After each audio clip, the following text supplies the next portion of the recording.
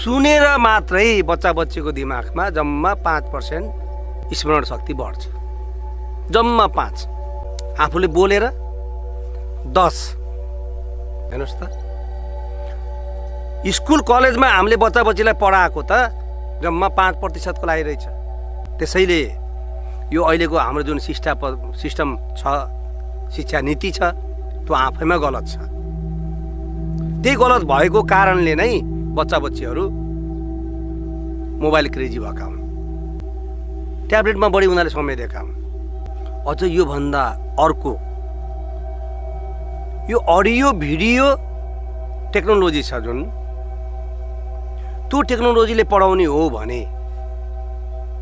बच्चा बच्चीहरूमा लगभग 20% को दरले मेमोरी बढेको पाइयो।